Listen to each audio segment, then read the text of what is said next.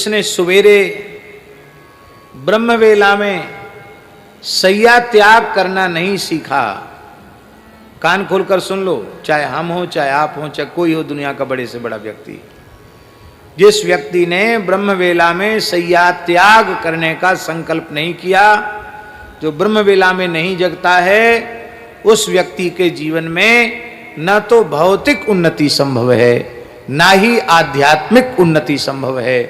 दैवी संपदा के गुण उसमें आ ही नहीं पाएंगे।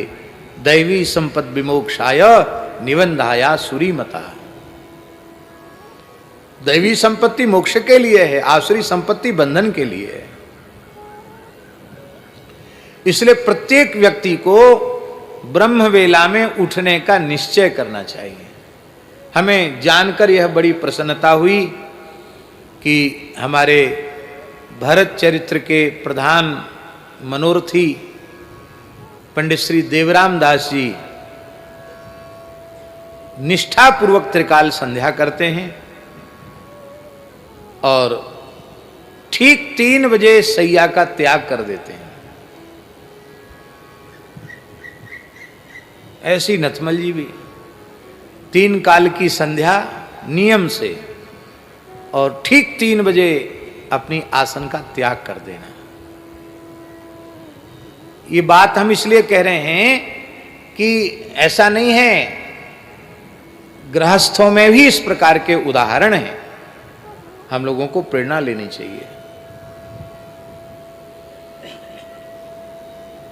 अब फिर कहेंगे कि क्या करें, रात भर नींद ही नहीं आई।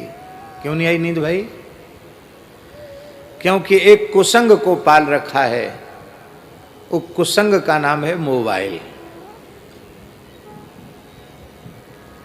उसकी रील खत्म नहीं होती, इतने उसमें छोटे छोटे तमाशे आते हैं, देखते चले जाओ।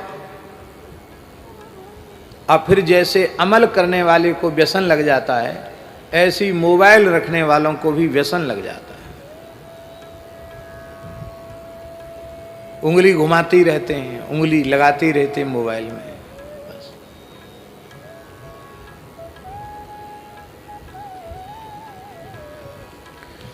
अब पूरी दुनिया इसी पर चल रही है, लोग अच्छा उपयोग भी कर रहे हैं, तो कोई बात नहीं।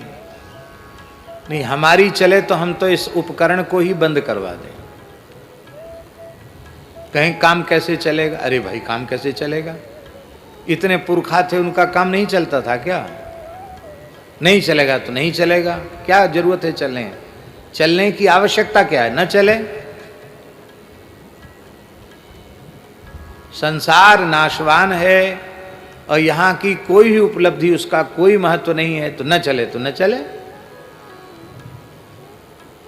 पर हम लोगों को इतना अधिक लगाव है संसार से कि भगवान का भजन होए ना होए, संसार का व्यवहार बिल्कुल चलना चाहिए, ठीक ठाक चलना चाहिए। इसलिए जो लोग इस कुसंग को पालते हैं, अपने पास रखते हैं, उनको भी एक समय निश्चित कर देना चाहिए कि इतने समय में हम देखेंगे, और उतने समय के बाद फिर चाहे लाख काम हो, फिर तो किनारे धर दो उसको। कहते कोई घटना घट जाए उस बीच में तो घटना टाल दोगे, मोबाइल से सूचना से घटना टल जाएगी क्या? इसलिए ये सारी बातें, सारे बहानेबाजी केवल इसलिए हैं कि हम सबका शरीर संसार के प्रति बहुत अधिक राग हो चुका है। उस राग के कारण हम लोग बहाने बनाते हैं।